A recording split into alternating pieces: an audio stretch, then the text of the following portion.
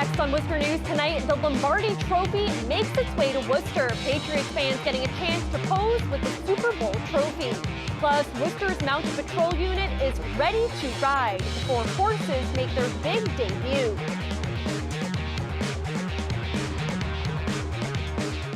But first, we begin tonight with crews battling a fire in Oxford. Good evening, I'm Olivia Lemon. Firefighters are on scene of a structure fire at a building made up of several different businesses, including an antique shop.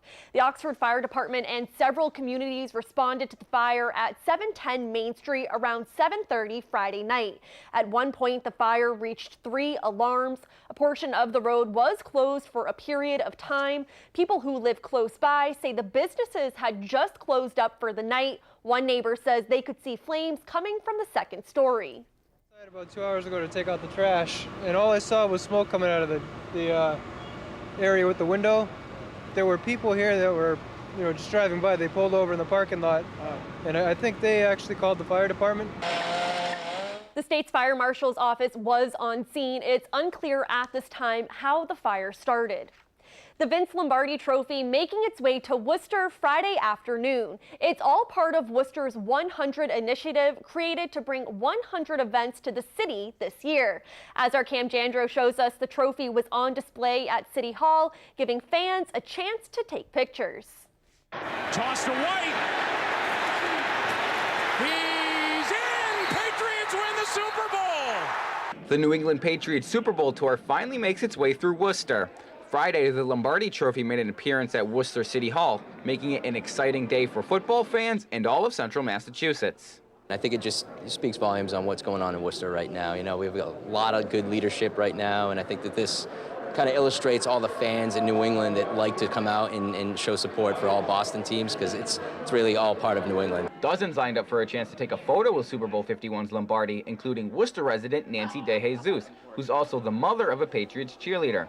She says it's great to have her daughter and the trophy back in the city. But to bring the Lombardi Trophy home, it puts Worcester on the map, and it makes you feel recognized, special, and it's heartwarming to be able to acknowledge your community with the trophy and go Pats. Local fans say it's even more exciting to see the trophy here in Worcester after an improbable comeback in this year's Super Bowl.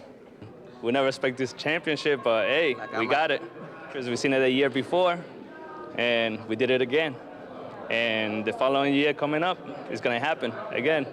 He really took it home, and we brought it here. And what a win. So it's even more special. Cam Jandro, Worcester News Tonight. Thank you, Cam. Worcester's Mounted Patrol Unit makes its official debut Friday. The rain didn't seem to stop a crowd from meeting the 4 new horses. Their names were announced this afternoon: Myra, Midnight, Justice, and Major. The Mounted Patrol Unit is a full-time unit made up of 7 officers and 1 lieutenant. Worcester Police Chief Stephen Sargent says the unit has spent a lot of time practicing, and the officers completed a 10-week training program conducted by the Massachusetts State Police.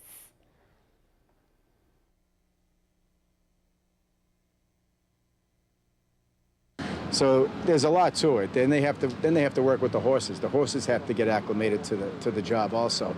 They get trained to be mounted patrol officers, but then they have to do the other side where the horses have to be trained also. City Manager Edward Augustus says the Mounted Patrol Unit allows the community to interact with the officers in a different way. Kids and people just naturally gravitate to a horse, engage in conversation with the officers, and make a connection that you wouldn't do if you just saw an officer in a cruiser or walking on a beat. Horses will begin patrolling on June 19th. This is the first Mounted Patrol Unit in the city since the 1940s. Reliant Medical Group is the first group medical practice in central Massachusetts, established almost 90 years ago. Now the group will be opening a new location in the Auburn Mall. Simon Properties says construction is expected to begin this fall, and the facility is set to open in 2018. Reliant is the largest independent medical group in central and metro west Massachusetts. They offer both adult and pediatric primary and specialty care. The Auburn Mall location will also offer cardiology, endocrinology, and OB/GYN services. Police in Millberry are now looking for a dark-colored pickup truck in connection to several brush fires which may have been intentionally set in town this week. Firefighters were called to a wooded area off of Silver Fox Drive 4 times over the course of 2 days. The town's fire chief tells us the fires may be suspicious. He says neighbors reported seeing a pickup truck in the area around the time of the fires.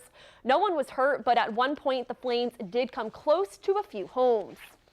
Worcester Public School administrators unveiled a new plan to make the district a national top competitor. The education research consultant already works with more than 50% of schools in Massachusetts. And as our Brittany Schaefer explains, faculty and staff are hoping this new plan will enhance learning.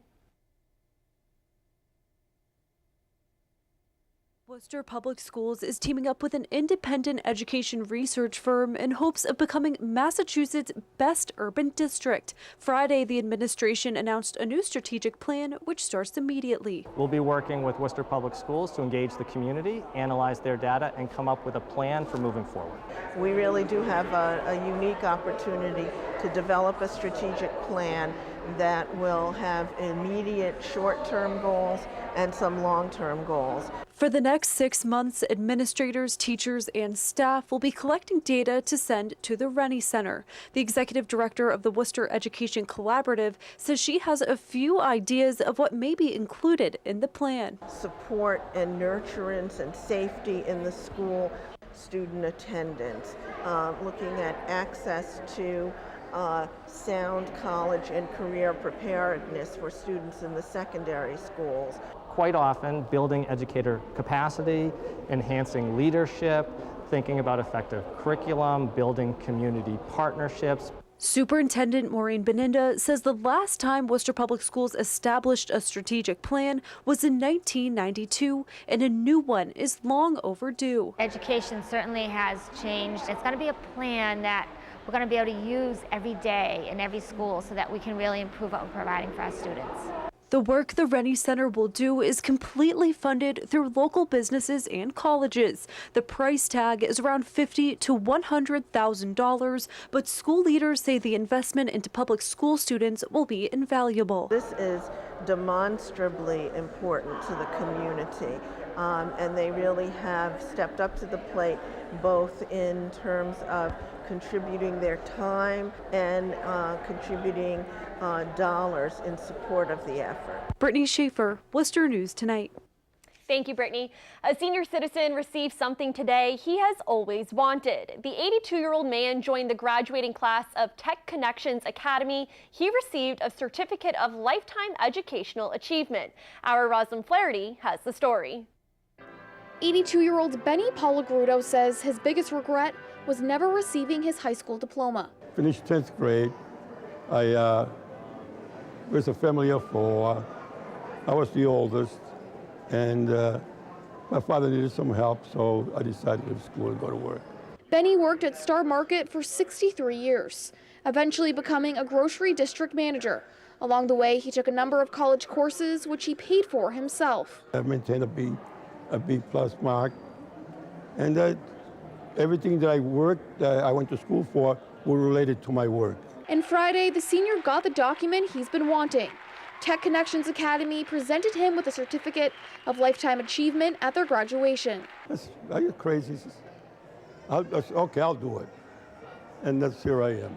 Benny's granddaughter attends TECA, which is a public tuition-free virtual school in Massachusetts. His daughter Kathy says they had a conversation about how much he liked TECA's education and flexible schedule. If this had been available for him, then he would have been able to get his degree. The superintendent of TECA says the commitment to learning and overcoming obstacles inspired the school to give Benny the certificate. Through modeling and just hard work and a positive effort, really shows us all that our graduating class really wants to be. Benny joined more than 50 other students in a ceremony at Mechanics Hall. He received his certificate with his granddaughter leading the way. My own grandfather is experiencing something that he never thought he would get to do, and I'm so honored that the school I go to was able to accommodate him and bring him here. A lot of hard work, and I thank Star Market for having faith on me. Rosalind Flaherty, Worcester News Tonight. What a great story. Thank you, Rosalind. A portion of Grove Street in Worcester was blocked off today for Veterans Inc. annual Stand Down event. More than 500 veterans and their family members took part. A wide variety of services and free goods like dental cleanings, haircuts, and clothes were available to homeless veterans and veterans in need. Our homeless and in-need veterans really need to know that we are here for them, and Veterans Inc. has been for 25 years. And events like this, I believe, it really epitomizes that we are here for them. Veterans Inc. has been doing the Stand Down event for 12 years. One person's trash can be another person's treasure. It's the case for a local man who decided to use waste pulled from the Assabet River to raise awareness about pollution. Our Catherine Andrioli has more on the unique innovation. Bicycle parts were actually pulled out of the river about a mile this way. Paul Goldman has been cleaning up the Assabet River for 2 decades. He's a member of OARS, the organization for Assabet, Sudbury, and Concord rivers. And when it comes to trash, he's seen it all. I pulled out old busted motorcycles, washing machine parts, you name it, it's been in this river. After removing 2 bikes from the river during an annual cleanup in September, he had an idea to turn the trash into this sculpture, all to raise awareness about pollution. There are 2 bicycle sculptures on the rail trail that were made by the Assabet Valley Regional Technical High School. That's when the light bulb went off, that is where I wanted the fish sculpture to be made. He and students at Assabet Valley Regional Technical High School built this fish over the course of 5 weeks. They turned the bike frames into a xylophone. The sculpture sits only 1 mile away from where he picked up the trash. To different museums in the area and doing a little bit of research on Google.